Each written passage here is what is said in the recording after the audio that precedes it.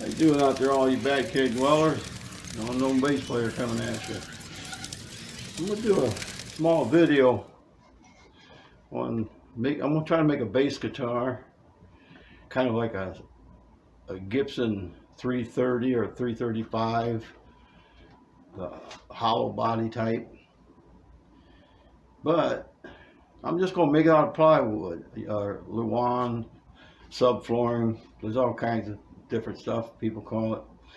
So I went to my local Menards and I bought two pieces. They have them in a bin. They got them already cut. They're 2 foot by 2 by 2s. And I bought 2 of them. I'm actually gonna lay them out, cut the top and the bottom back out of them. I have a couple strips of thin maple that I bent for a double cutaway. So I'm going to use that for the sides. Then I can either laminate the top with the maple to make it match or closely match. But I'm thinking I'm going to paint it. Now, I plan on making this, doing it right here in the shop with plywood. And I hope to have less than like 50 bucks in it. That's if I make the neck. But the neck I was making, I showed you in an earlier video that I had knocked off the bench and broke it. So I'm thinking about actually buying a cheap guitar off of the web or internet, Facebook, whatever, and using the neck. Since the guitar is going to be plywood, I don't know if I want to spend that much time again making another neck and a fretboard. So I might go that route. I don't know yet, but I'm pretty sure I can find one reasonable on the internet. So I'm going to lay out the top and the back and see how that works out for me. All right, what I decided to do with the plywood guitar is, not too long back I tried to make this double cutaway hollow body made out of maple. Well, I don't know why, but for some reason the back, it cracked right there all the way down, probably 8-9 inches or longer. So what I'm going to do is I'm going to cut the top and the back off of this. Then I'm going to reuse the sides. They're already bent, they're nice, they're straight. So I've been thinking about how I'm going to cut the sides off of it without a big mess. So this is what I'm going to do. I'm going to get a router, put a flush bit in it, and set it on there, and just go right across it. Cut that top right off of there. I'll set it down to where it maybe takes a little bit of the sides with it, but there's kerfs in there, so it should be okay. I'll just cut that down, save the sides, flip it over, do the same thing.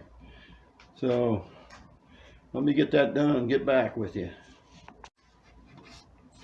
All right, I went ahead and cut it off. Cut off both sides. Turned out pretty decent. Cleaned it up a little bit, sanded it. Went ahead and glued the plywood on the back. Turned out pretty decent. After I glued it on, I took the same flush bit router, just laid it on there, went around it. Now the plywood, since it's layered, multi-layered, it chipped out a little bit, but I can fill that, sand it, but I'm going to have to paint it or something, so that's really no big deal. When it's taken care of, you'll never know it. But it did chip out a couple different places. And it's just plywood, and that's just what they call it, plywood, because it's got plies on it. They lay one this way, one that way, this way, that way. So it's really, really pretty sturdy. I don't even think it will need braces. I think I'm gonna put some on it just for the traditional look if you look inside of it. Get that laid out on the top and see how that works out. I did decide I'm going to put braces in it. Like I said, just because people expect it, I think. I don't know. And I've been drying these billets of maple and cedar and hickory, and well, I got one out today. This is a piece of cedar. Man, it smells awfully nice. And I'm going to make the bracings out of this. I actually cut this tree down and burnt most of it in the bat cave. Wish I would have saved a little bit more of it. But it's been alright. We got a chainsaw bear carved out of a big chunk of it. And I'm going to make the braces out of this.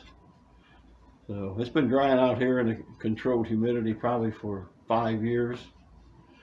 So it's pretty dry. Shouldn't be any issue with it. Okay, I laid the top out and cut it. Actually, what I done was laid the body on it. Just traced around it, took it over to the bandsaw, hacked it off pretty close. But I had to get the neck where I wanted it, so I done that, lined it up. Now it should fit like so. So I laid out where I want the pickups. Remember, this is going to be a short scale base, hopefully. And now I got to decide on what to do with the bridge and the tailpiece. So I made this. Okay, that I'm thinking about using, and it will go right there. Okay. Then I made this, but it's made out of mahogany. The neck was mahogany, so that's why I made this out of mahogany. It was the same piece that the neck was made out of. But now, since there's no neck, and I don't know what I'm going to do yet, I'm going to not do anything until I choose what I'm doing, because I want this to match. I'm thinking about making it rosewood just because it'll match this piece I made. And this goes across the back, and it's adjustable. You can raise it up and down for the string height, just like any other one. And I think it's actually going to set right about there. I got a mark right there, so it's going to be about right there. I thought it was going with a long type trap piece, tail piece on the back, but I don't like that idea. I don't particularly like that sound. But getting ready to glue that down, see what happens. But I'm not going to do that until after I find the neck. Because I had this slot made from this neck. But this neck's no longer usable. I don't know if I'm going to save the fretboard or just keep it around for a keychain. Put some hooks in it. I don't know. But made on mahogany, would have matched. That came out of the same billet, but that's history now. So when I decide what I'll do, I'll let you know.